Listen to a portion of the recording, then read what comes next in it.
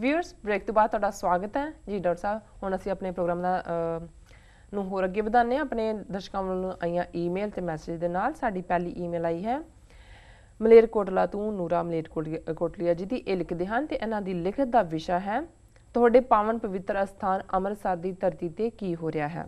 ਇਹ ਲਿਖਦੇ ਹਨ, ਸਭ ਤੋਂ ਪਹਿਲਾਂ ਮੈਂ ਧੰਨਵਾਦ ਕਰਦਾ ਹਾਂ ਡਾਕਟਰ ਸਾਹਿਬ ਦਾ ਜੋ ਸਾਨੂੰ ਹਰ ਮੁੱਦੇ ਤੇ ਕਾਫੀ ਸੰਖੇਪ ਪਰ ਕਾਫੀ ਵਿਸਤਾਰਪੂਰਵਕ ਢੰਗ ਨਾਲ ਵੇਰਵਾ ਦਿੰਦੇ ਹਨ। ਜਦੋਂ ਵੀ ਮੈਨੂੰ ਸਮਾਂ ਮਿਲਦਾ ਹੈ ਮੈਂ ਕਾਫੀ ਲਿਟਰੇਚਰ ਡਾਕਟਰ ਸਾਹਿਬ ਦੇ ਆਨਲਾਈਨ ਤੇ ਦੇਖਦਾ ਹਾਂ। ਮੇਰਾ ਅੱਜ ਦਾ ਵਿਸ਼ਾ ਹੈ ਕਿ ਤੁਹਾਡੇ ਪਾਵਨ ਲੈਕਚਰਸ ਮੇਰਾ ਅੱਜ ਦਾ ਵਿਸ਼ਾ ਹੈ ਕਿ ਤੁਹਾਡੇ ਪਾਵਨ ਪਵਿੱਤਰ ਅਸਥਾਨ ਅੰਮ੍ਰਿਤਸਰ ਦੀ ਧਰਤੀ ਤੇ ਕੀ ਹੋ ਰਿਹਾ ਹੈ।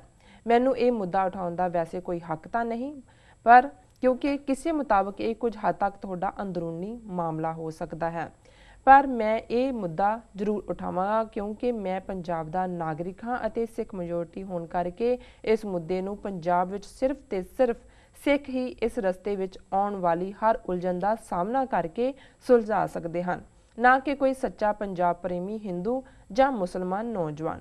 ਵੈਸੇ ਜੇ ਖੁੱਲ੍ਹੇ ਆਮ ਤਕਰੀਰ ਕਰੀਏ ਤਾਂ ਇਹ ਕਾਫੀ ਵੱਡਾ ਟੌਪਿਕ ਹੈ। ਸੰਖੇਪ ਵਿੱਚ ਮੇਰਾ ਖਾਸ ਕਰ ਅੰਮ੍ਰਿਤਸਰ ਦੇ ਨੌਜਵਾਨਾਂ ਨੂੰ ਸਵਾਲ ਤੇ ਸਿਰਫ ਇੰਨਾ ਹੀ ਹੈ ਕਿ ਤੁਹਾਡੀ ਪਾਵਨ ਧਰਤੀ ਤੇ ਹਰ ਇੱਕ ਤਰ੍ਹਾਂ ਦਾ ਨਸ਼ਾ ਬੈਨ ਹੋਵੇ, ਜਿਵੇਂ ਹਿੰਦੂਆਂ ਅਤੇ ਮੁਸਲਮਾਨਾਂ ਦੇ ਕੁਝ ਖਾਸ ਧਾਰਮਿਕ ਸਥਾਨ ਵਾਲੇ ਸ਼ਹਿਰਾਂ ਵਿੱਚ ਬੈਨ ਹੈ।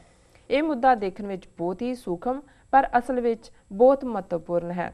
ਅੱਜ ਦੇ ਸਿੱਖ ਨੌਜਵਾਨਾਂ ਲਈ ਇਸ ਵਾਸਤੇ ਇੱਕ ਖਾਸ ਅੰਦੋਲਨ ਚਲਾਉਣਾ ਚਾਹੀਦਾ ਹੈ ਅਤੇ ਹਾਂ, ਕੋਈ ਵੀ ਇੰਡੀਆ ਦੇ ਕਾਨੂੰਨ ਦੇ ਮੁਤਾਬਕ ਕੋਈ ਇਹ ਅੰਦੋਲਨ ਕੋਈ ਅਪਰਾਧ ਨਹੀਂ ਹੈ, ਬਲਕਿ ਇੱਕ ਚੰਗਾ ਕਦਮ ਹੈ ਜੋ ਅੰਮ੍ਰਿਤਸਰ ਦੇ ਨੌਜਵਾਨ ਬਿਨਾਂ ਕਿਸੇ ਭੈ ਤੋਂ ਕਰ ਸਕਦੇ ਹਨ।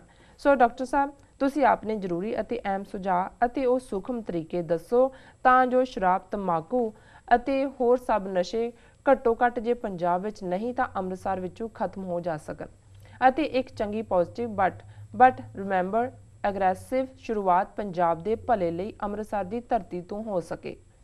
ਇਹ ਮੇਲ ਮੈਂ ਸਿਰਫ ਇਸ ਲਈ ਲਿਖੀ ਹੈ ਕਿਉਂਕਿ ਪਿਛਲੇ 20 ਸਾਲਾਂ ਤੋਂ ਜਦੋਂ ਦੀ ਮੈਂ ਸੋਝੀ ਸੰਭਾਲੀ ਹੈ ਮੈਂ ਆਪਣੇ ਜਾਣ ਪਹਿਚਾਣ ਦੇ ਖੇਤਰ ਵਿੱਚ ਘੱਟੋ ਘੱਟ 30 ਮੌਤਾਂ ਦੇਖ ਚੁੱਕਾ ਹਾਂ, ਜਿਸ ਵਿੱਚ ਜ਼ਿਆਦਾਤਰ ਮੌਤਾਂ ਇਸ ਲਈ ਹੋਈਆਂ ਕਿਉਂਕਿ ਨੌਜਵਾਨ 7-7 ਦਿਨਾਂ ਤੋਂ ਬਿਨਾਂ ਖਾਣਾ ਖਾਦੇ ਸਿਰਫ ਨਸ਼ਾ ਹੀ ਕਰਦੇ ਸਨ ਅਤੇ ਅਚਾਨਕ ਉਹਨਾਂ ਦਾ ਲੀਵਰ ਫੇਲ ਹੋ ਜਾਣ ਜਾਂ ਪੋਇਜ਼ਨਨੈਸ ਡਿਊ ਟੂ ਓਵਰਡੋਜ਼ ਹੋਣ ਕਰਕੇ ਮਰੇ ਹਨ।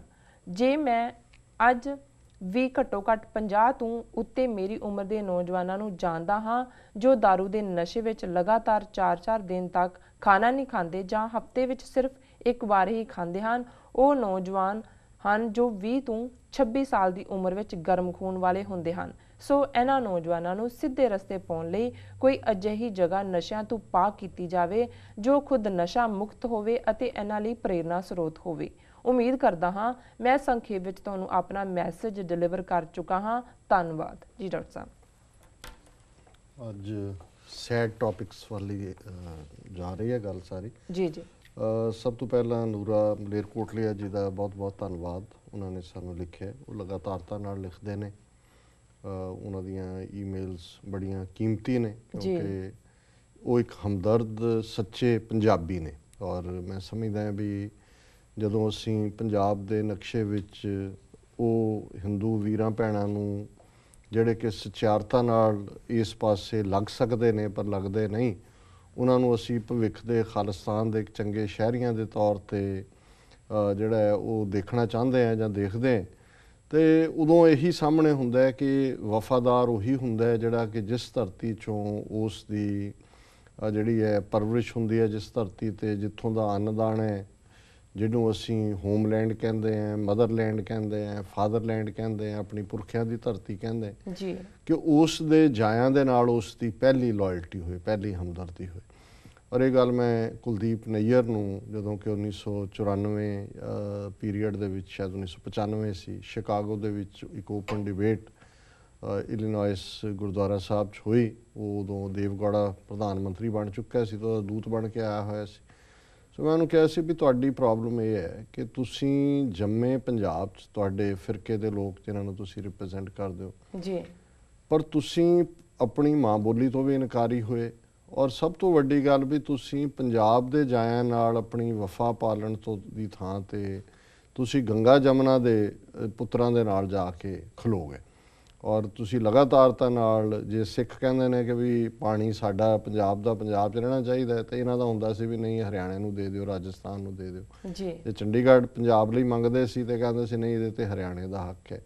ਜੇ ਸਿੱਖ ਕਹਿੰਦੇ ਸੀ ਵੀ ਪੰਜਾਬੀ ਦੇ ਆਧਾਰ ਦੇ ਉੱਤੇ ਸੂਬਾ ਬਣਾਓ ਤੇ ਇਹ ਕਹਿੰਦੇ ਸੀ ਕਿ ਵੀ ਇਹ ਤਾਂ ਸਿੱਖ ਸਟੇਟ ਅਸੀਂ ਬਿਲਕੁਲ ਈੜੀ ਊੜੀ ਨਹੀਂ ਪੜ੍ਹੇਂਗੇ, ਇਹ ਨਾਅਰੇ ਲਾਉਂਦੇ ਸੀ। ਹੁਣ ਮੈਂ ਸਮਝਦਾ ਵੀ ਵੀਰ ਨੂਰਾ ਮਲੇਰਕੋਟਲੀਆ ਜੀ ਸੱਚਮੁੱਚ ਉਸ ਨੂਰੇ ਵਾਂਗ ਹੀ ਨੇ ਜਿਹਨੇ ਕਦੇ ਖਬਰ ਲਿਆ ਕੇ ਦਿੱਤੀ ਸੀ ਸਰਹੰਦ ਤੋਂ ਛੋਟੇ ਸਾਹਿਬਜ਼ਾਦਿਆਂ ਦੀ ਮਾਤਾ ਜੀ ਦੀ ਸ਼ਹਾਦਤ ਦੀ, ਜਦੋਂ ਕਿ ਉਸਨੇ ਵੇਰਵੇ ਨਾਲ ਦੱਸਿਆ ਸੀ ਕੀ ਹੋਇਆ। ਇਹ ਸੱਚਮੁੱਚ ਹੀ ਇੱਕ ਇਮਾਨਦਾਰ ਸੰਦੇਸ਼ਵਾਹਕ ਨੇ, ਮੈਸੇਂਜਰ ਨੇ, ਪਤਾ ਦੇਣ ਵਾਲੇ ਨੇ ਵੀ ਉੱਥੇ ਕੀ ਚੱਲ ਰਿਹਾ। ਬੇਸ਼ੱਕ ਹੋਰ ਵੀ ਬਹੁਤ ਸਾਰੇ ਸਾਧਨ ਨੇ ਪਰ ਜਿਵੇਂ ਇਹ ਹਮਦਰਦੀ ਦੇ ਨਾਲ ਉਹ ਸਾਰੇ ਸਿਨੇਰੀਓ ਨੂੰ ਦੇਖਦੇ ਨੇ, ਆਪਣੇ ਮਜ਼ਹਬ 'ਚ ਵੀ ਪੱਕੇ ਨੇ ਜਿਹੜਾ ਹੋਣਾ ਵੀ ਚਾਹੀਦਾ, ਪਰ ਇਹਦੇ ਨਾਲ ਨਾਲ ਉਹ ਜਿਵੇਂ ਆਪਣੀ ਧਰਤੀ ਦੇ ਨਾਲ ਔਰ ਖ਼ਾਸ ਤੌਰ 'ਤੇ ਬਹੁ ਗਿਣਤੀ ਸਿੱਖਾਂ ਦੇ ਨਾਲ, ਜਿਵੇਂ ਕਿਉਂਕਿ ਬਹੁਤ ਵਾਰੇ ਲਿਖਤ 'ਚ ਆਪਣੇ ਆਪ ਨੂੰ ਪੰਜਾਬੀ ਕਹਿੰਦੇ ਨੇ ਔਰ ਇਹ ਫਖਰ ਹੈ ਕਿ ਵੀ ਮੈਂ ਇਸ ਧਰਤੀ ਦਾ। ਸੋ ਉਹਨਾਂ ਨੇ ਜਿਹੜਾ ਪਹਿਲੇ ਇਸ ਗੱਲ ਦੇ ਲਈ ਕਿਹਾ ਕਿ ਵੀ ਉਹ ਬਹੁਤ ਸਾਰੇ ਜਿਹੜੇ ਇੰਟਰਨੈਟ 'ਤੇ ਸਾਡੇ ਲੈਕਚਰਸ ਪਏ ਨੇ ਉਹਨਾਂ ਤੋਂ ਗਿਆਨ ਲੈਂਦੇ ਨੇ, ਉਹਨਾਂ ਦਾ ਧੰਨਵਾਦ ਜੀ। ਉਹਨਾਂ ਨੇ ਕਿਹਾ ਵੀ ਮੈਂ ਬੇਸ਼ੱਕ ਤੁਹਾਡਾ ਅੰਦਰੂਨੀ ਮਾਮਲਾ ਹੈ ਜੇ ਸਿੱਖਾਂ ਦੇ ਵਿੱਚ ਅੱਜ ਨਸ਼ੇ ਇਸ ਕਦਰ ਨੇ ਔਰ ਜਿਹੜੀ ਉਹਨਾਂ ਨੇ ਵੇਰਵਾ ਦਿੱਤਾ ਹੈ ਇਹ ਜਿਹੜਾ ਸ਼ੌਕਿੰਗ ਹੈ, ਕਿਉਂਕਿ ਉਹ ਕਹਿੰਦੇ ਨੇ ਵੀ ਉਹਨਾਂ ਦੀ ਜਾਣ ਪਛਾਣ ਦੇ ਜਿਹੜੇ ਨੇ 30 ਮੌਤਾਂ ਜਿਹੜੀ ਉਹ ਹੋ ਚੁੱਕੀਆਂ ਨੇ ਉਹਨਾਂ ਦੇ ਸਾਹਮਣੇ ਔਰ ਕਈ ਦਿਨ 7-7 ਦਿਨ ਕੁਝ ਖਾਂਦੇ ਪੀਂਦੇ ਨਹੀਂ ਔਰ ਇਵੈਂਚੁਅਲੀ ਜਿਹੜੇ ਨੇ ਉਹਨਾਂ 'ਚੋਂ 50 ਤੋਂ ਜ਼ਿਆਦਾ ਉਹ ਨੌਜਵਾਨ ਨੇ ਜਿਹੜੇ ਦਾਰੂ 'ਚ ਡੁੱਬੇ ਹੋਏ ਨੇ। 20 ਤੋਂ ਜਿਹੜੀ ਉਹਨਾਂ ਨੇ ਉਮਰ 20 ਤੋਂ 26 ਸਾਲ ਦਿੱਤੀ ਹੈ। ਸੋ ਜੇ ਇਹੀ ਫਿਗਰ ਜੇ 80-90 ਇਹਨਾਂ ਦੇ ਸੰਪਰਕ ਦੇ ਨੇ, ਸੰਪਰਕ ਦਾ ਮਤਲਬ ਇਹ ਹੁੰਦਾ ਵੀ ਤੁਹਾਡੇ ਨੋਨ ਦਾਇਰੇ 'ਚੋਂ ਨੇ, ਇਹ ਨਹੀਂ ਹੈ ਵੀ ਉਹ ਕੋਈ ਤੋ ਇਹ ਤੋਂ ਅੰਦਾਜ਼ਾ ਲਾ ਲਓ ਵੀ ਇਹ ਜਦੋਂ ਕਿਸ ਲੈਵਲ ਦਾ ਐਪੀਡੈਮਿਕ ਹੈ ਨਸ਼ਿਆਂ ਦਾ। ਔਰ ਉਹਦਾ ਉਹਨਾਂ ਨੇ ਜਿਹੜਾ ਸੋਲੂਸ਼ਨ ਸੁਜੈਸਟ ਕੀਤਾ, ਜਿਹੜਾ ਉਹਨਾਂ ਦੀ ਲਿਖਤ ਦਾ ਵਿਸ਼ਾ ਹੈ ਕਿ ਅੰਮ੍ਰਿਤਸਰ ਨੂੰ ਨਸ਼ਿਆਂ ਤੋਂ ਪਾਕ ਕੀਤਾ ਜਾਏ। ਸਿੱਖ ਜਿਹੜੇ ਨੇ ਜੇ ਪੰਜਾਬ 'ਚ ਨਹੀਂ ਕਰ ਸਕਦੇ, ਘੱਟੋ ਘੱਟ ਇੱਕ ਸ਼ਹਿਰ ਜਿਹੜਾ ਤੁਹਾਡਾ ਪਵਿੱਤਰ ਸ਼ਹਿਰ ਹੈ ਉੱਥੇ ਹੀ ਤੰਬਾਕੂ, ਦਾਰੂ, ਦੂਸਰੀਆਂ ਡਰੱਗਸ ਤੋਂ ਜਿਹੜਾ ਹੈ ਉਸ ਨੂੰ ਮੁਕਤ ਕਰਾ ਲਓ। ਔਰ ਇਹਦੇ ਲਈ ਜੇ ਤੁਹਾਨੂੰ ਇੱਕ ਐਗਰੈਸਿਵ ਅੰਦੋਲਨ ਵੀ ਚਲਾਉਣਾ ਪੈਂਦਾ ਤੇ ਚਲਾਓ। ਘੱਟੋ ਘੱਟ ਇੱਕ ਜਦੋਂ ਹੋਏਗਾ ਤੁਹਾਡੇ ਕੋਲ ਕੋਈ ਥਾਂ ਤਾਂ ਹੋਏਗੀ ਜਿੱਥੋਂ ਤੁਸੀਂ ਗੱਲ ਸ਼ੁਰੂ ਕਰ ਸਕਦੇ ਹੋ। ਔਰ ਇਹੀ ਉਹਨਾਂ ਨੇ ਕਿਹਾ ਵੀ ਮੈਂ ਤਾਂ ਸੁਜੈਸਟ ਹੀ ਕਰ ਸਕਦਾ। ਸੋ ਇਹਨਾਂ ਦਾ ਬਹੁਤ ਬਹੁਤ ਧੰਨਵਾਦ। ਉਹਨਾਂ ਨੇ ਜਿਹੜਾ ਹਮਦਰਦੀ ਦੇ ਨਾਲ ਇਹ ਲਿਖਿਆ ਜੀ। ਵੈਸੇ ਕਿਉਂਕਿ ਪੜ੍ਹਨ ਦਾ ਵੀ ਸ਼ੌਕ ਰੱਖਦੇ ਨੇ, ਸਕਾਲਰ ਨੇ, ਇਹਨਾਂ ਨੇ ਜ਼ਰੂਰ ਦੇਖਿਆ ਹੋਵੇਗਾ ਵੀ ਧਰਮ ਯੁੱਧ ਮੋਰਚੇ ਦੇ ਵਿੱਚ ਇੱਕ ਮੰਗ ਜਿਸ ਦੇ ਲਈ ਜਿਹੜਾ ਕੋਈ ਬਿਨਾਂ ਕਿਸੇ ਨੂੰ ਨੁਕਸਾਨ ਪਹੁੰਚਾਏ ਉਹ ਮੰਗ ਸੀ ਕਿ ਅੰਮ੍ਰਿਤਸਰ ਸ਼ਹਿਰ ਨੂੰ ਪਵਿੱਤਰ ਸ਼ਹਿਰ ਦਾ ਦਰਜਾ ਦਿੱਤਾ ਜਾਏ ਜੀ। ਔਰ ਪਵਿੱਤਰ ਸ਼ਹਿਰ ਦਾ ਦਰਜੇ ਦੀ ਜਦੋਂ ਗੱਲ ਹੋਈ ਤਾਂ ਜ਼ਾਹਰ ਹੈ ਵੀ ਤੰਬਾਕੂ ਔਰ ਸ਼ਰਾਬ ਦੀ ਗੱਲ ਸੀ। ਔਰ ਪਹਿਲਾਂ ਉਸ ਦੇ ਉੱਤੇ ਹਿੰਦੂ ਜਿਹੜਾ ਮੀਡੀਆ ਸੀ ਪੰਜਾਬ ਦਾ ਉਹਨਾਂ ਨੇ ਕਿਹਾ ਲਓ ਜੀ ਇਹ ਸਿਰਫ ਤੰਬਾਕੂ ਸਾਡੇ ਲਈ ਹੈ, ਸ਼ਰਾਬ ਤਾਂ ਇਹ ਬਾਹਰੋਂ ਲੈ ਲੈਣਗੇ, ਇਹ ਮੀਟ ਵੀ ਹੋਣਾ ਚਾਹੀਦਾ, ਇਹ ਵੀ ਉਹਦੇ 'ਚ ਹੋਏ। ਔਰ ਇਹਨਾਂ ਨੇ ਕਿਹਾ ਜੀ ਠੀਕ ਹੈ ਮਾਸ ਦੀਆਂ ਦੁਕਾਨਾਂ ਵੀ ਤੁਸੀਂ ਵਾਲਡ ਸਿਟੀ 'ਚੋਂ ਜਿਹੜੀ ਕੰਧਾਂ ਵਾਲੀ। ਲੇਕਿਨ ਇਹਦਾ ਇਹ ਹੋਇਆ ਕਿ ਜਦੋਂ ਇਹ ਮੰਗ ਹੋਈ ਕਿਵੇਂ 10,000 ਤੋਂ ਜ਼ਿਆਦਾ ਅੱਡ-ਅੱਡ ਸ਼ਿਵ ਸੈਨਾ ਹੋਏ, ਦੂਸਰੇ ਬਜਰੰਗ ਦਲ ਹੋਏ, ਬੀਜੇਪੀ ਔਰ ਉਹਦੇ ਈਵਨ ਕਾਂਗਰਸ ਦੇ ਵੀ ਵਰਕਰ ਜਿਹੜੇ ਉਹਨਾਂ ਨੇ ਜੁਆਇਨ ਕੀਤਾ 10,000 ਤੋਂ। ਔਰ ਉਹਨਾਂ ਨੇ ਸਿੱਖਾਂ ਨੇ ਇੱਕ ਦਿਨ ਮਿੱਥਿਆ ਕਿ ਵੀ ਇਸ ਦਿਨ ਅਸੀਂ ਅੰਮ੍ਰਿਤਸਰ ਦੇ ਵਿੱਚ ਮਾਰਚ ਕਰਾਂਗੇ ਕਿ ਅੰਮ੍ਰਿਤਸਰ ਸ਼ਹਿਰ ਨੂੰ ਪਵਿੱਤਰ ਸ਼ਹਿਰ ਦਾ ਦਰਜਾ ਦਿਓ। ਉਸ ਤੋਂ 4 ਦਿਨ ਪਹਿਲਾਂ ਇਹ 10,000 ਦੇ ਕਰੀਬ ਜਿਹੜੇ ਇਸ ਕਿਸਮ ਦੇ ਬਿਲਕੁਲ ਭੜਕਾਊ ਨਾਅਰਿਆਂ ਦੇ ਨਾਲ ਜਿਨ੍ਹਾਂ ਨੇ ਵੱਡੀਆਂ ਵੱਡੀਆਂ ਡਾਂਗਾਂ ਫੜੀਆਂ ਹੋਈਆਂ ਸੀ, ਉਹਨਾਂ ਦੇ ਉੱਤੇ ਸਿਗਰਟਾਂ ਦੀਆਂ ਡੱਬੀਆਂ ਬੰਨੀਆਂ ਸੀ ਔਰ ਸਿਗਰਟਾਂ ਉਹ ਪੀਂਦੇ ਜਾ ਰਹੇ ਸੀ और उन्होंने नारे सी कि सिगरेट बीड़ी पिएंगे शान के साथ जिएंगे, कच्छ कंगा कड़ा किरपान इनको भेजो पाकिस्तान। ये ऑन रैकर्ड है मीडिया दे विच जी। सो उस जिहड़ी शुरुआत इत्थों ही सी कि बई घट्टो घट्ट साडा एक शहर जिहड़ा है वो नशा मुक्त होए ते नतीजा उस दा सामने है कि उन्होंने घल्लूकारे तो बाद घल्लूकारा वरता के किस कदर पंजाब दी जवानी दा घाण कीता। और अज जिहड़ी वड्डी गिणती दे विच ड्रग्स का पसार है, शराब तो चलो पहलां भी रही थोड़ी बहुत, लेकिन जिस कदर अज क्रैक कोकेन, समैक, हेरोइन ये सारियां चीज़ां जिस फ्रीकुएंसी दे नाल थां थां ते एक छोटे छोटे पिंड दे विच 5-5 कैमिस्टां दीयां दुकानां खुलियां होईयां यही कुछ बेचदे ने जी। फिर तुसीं दूसरा पार्ट हुंदा है भी किसी ने क्राइम कीता, ड्रग वेची, फड़ी, तुसीं जेल चले गए। ਹੁਣ ਪੰਜਾਬ ਦੀਆਂ ਜੇਲ੍ਹਾਂ 'ਚ 18,000 ਤੋਂ ਜ਼ਿਆਦਾ ਨੇ ਜਿਹੜੇ ਕੈਦੀ ਜੀ। ਔਰ ਸਭ ਤੋਂ ਜ਼ਿਆਦਾ ਸੌਖਾ ਡਰੱਗਸ ਦਾ ਮਿਲਣਾ ਜਾਂ ਡਰੱਗ ਸਪਲਾਈ ਔਰ ਡਰੱਗ ਦਾ ਜਿਹੜੀ ਤਜ਼ਾਰਤ ਹੈ ਉਹ ਜੇਲ੍ਹਾਂ 'ਚ ਹੋ ਰਹੀ।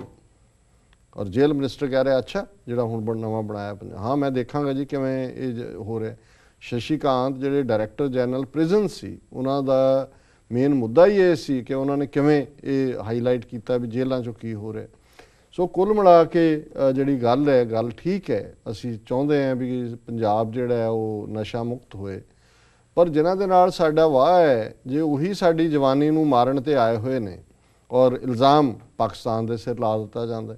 ਬਹੁਤ ਵਾਰੀ ਆ ਬਾਦਲ ਵੀ ਜਦੋਂ ਵੀ ਹੋਣਾ ਕਿ ਜੀ ਦੇਖੋ ਇਹ ਬਾਰਡਰ ਪਾਕਿਸਤਾਨ ਨਾਲ ਲੱਗਦਾ ਹੈ, ਪਾਕਿਸਤਾਨ ਤੋਂ ਆਉਂਦੀਆਂ ਨੇ ਡਰੱਗਸ ਔਰ ਇਹ ਤਾਂ ਸੈਂਟਰ ਸਰਕਾਰ ਦੀ ਜ਼ਿੰਮੇਵਾਰੀ ਹੈ ਜੀ, ਸਾਡੀ ਤਾਂ ਨਹੀਂ ਹੈ। ਹੁਣ ਆ ਗਿਆ ਸੈਂਟਰ 'ਚ ਬਾਪੂ ਉਹਦਾ ਨਰਿੰਦਰ ਮੋਦੀ ਜਿਹਦੇ ਰੱਥ ਤੇ ਚੜ੍ਹ ਕੇ ਸਾਰੇ ਪੰਜਾਬ 'ਚ ਘੁੰਮਿਆ ਕਿ ਜੀ ਮੋਦੀ ਨੂੰ ਜਿਤਾਓ।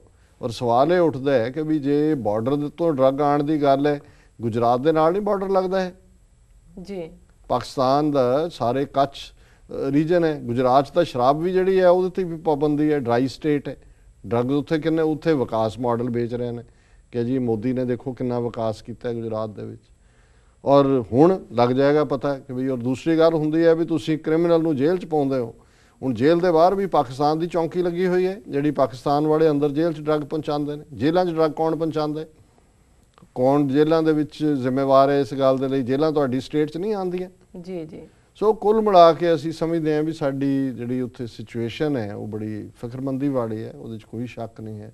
ਔਰ ਇਹ ਜਿਹੜਾ ਹਥਿਆਰ ਇਹਨਾਂ ਨੇ ਡਰੱਗਸ ਦਾ ਲਿਆ ਕੇ ਪੰਜਾਬ 'ਚ ਸੁੱਟਿਆ, ਅਸੀਂ ਲੜੇ ਹਾਂ 18ਵੀਂ ਸਦੀ 'ਚ ਵੀ ਘੱਲੂਘਾਰਿਆਂ ਨੂੰ ਫੇਸ ਕੀਤਾ, ਪਰ ਇਹੋ ਜਿਹੀ ਸਥਿਤੀ ਕਦੇ ਨਹੀਂ ਬਣੀ ਹੈ। ਔਰ ਕਿਵੇਂ ਇਹ ਓਵਰਕਮ ਹੋਏਗਾ ਕੋਈ ਉਹਦਾ ਕੁਇਕ ਕੋਈ ਫਿਕਸ ਤਾਂ ਨਹੀਂ ਹੈ, ਪਰ ਇੰਨਾ ਕੁ ਜ਼ਰੂਰ ਹੈ ਵੀ ਇਸ ਬਾਰੇ ਅਵੇਅਰਨੈਸ ਕ੍ਰੀਏਟ ਕਰਨਾ ਹੀ ਜਿਹੜਾ ਔਰ ਜਾਂ ਫਿਰ ਸਿਚੁਏਸ਼ਨ ਉਹ ਆ ਜਾਏ ਕਿ ਵੀ ਸ਼ਹਿਰੀ ਜਿਹੜੇ ਨੇ ਖਾਲਿਸਤਾਨ ਦੇ ਪੰਜਾਬ ਦੇ ਜਿਹੜੇ ਡਰੱਗ ਦੇ ਵਪਾਰੀ ਨੇ ਇਹਨਾਂ ਨੂੰ ਸਜ਼ਾ ਯਾਫਤਾ ਸ਼ੁਰੂ ਕਰਨਾ ਸ਼ੁਰੂ ਕਰਨ, ਉਸ ਨਾਲ ਕੋਈ ਠੱਲ ਪਏ। ਪਰ ਹਾਲ ਦੀ ਘੜੀ ਜਿਨ੍ਹਾਂ ਨੂੰ ਈਜ਼ੀ ਮਨੀ ਨਜ਼ਰ ਆ ਰਹੀ ਹੈ ਉਹ ਬਾਦਲ ਕਲੈਨ ਹੈ, ਮਜੀਠੀਆ ਕਲੈਨ ਹੈ, ਏਜੰਸੀਆਂ ਦਾ ਕੰਮ ਆਪਣੇ ਆਪ ਹੀ ਹੋ ਰਿਹਾ ਵੀ ਪੰਜਾਬ ਦੀ ਜਵਾਨੀ ਗਰਕ ਹੋ ਰਹੀ ਹੈ, ਤਬਾਹ ਹੋ ਰਹੀ ਹੈ। ਹੁਣ ਰੈਵੋਲੂਸ਼ਨ ਕਿਹਨੇ ਲਿਆਣੇ ਨੇ? ਜੇ ਜਵਾਨੀ ਮਰ ਰਹੀ ਹੈ ਤਾਂ ਕਿਹਨੇ ਤਬਦੀਲੀ ਦੀ ਗੱਲ ਕਰਨੀ ਜੀ। ਸੋ ਇਹਨਾਂ ਦਾ ਵੀਰ ਨੂਰਾ ਮਲੇਰਕੋਟਲੀਆ ਜੀ ਦਾ ਬਹੁਤ ਬਹੁਤ ਧੰਨਵਾਦ, ਉਹਨਾਂ ਨੇ ਸਾਨੂੰ ਲਿਖਿਆ ਜੀ। ਡਾਕਟਰ ਸਾਹਿਬ ਇਸ ਨਾਲ ਲੈਣਾ ਬ੍ਰੇਕ। ਵਿਊਅਰਸ ਵਿਚਾਰਾਂ ਦਾ ਸਿਲਸਿਲਾ ਇਸ ਤਰ੍ਹਾਂ ਚੱਲਦਾ ਰਹੇਗਾ, ਮਿਲਦੇ ਹਾਂ ਛੋਟੇ ਵਕਫੇ ਤੋਂ ਬਾਅਦ।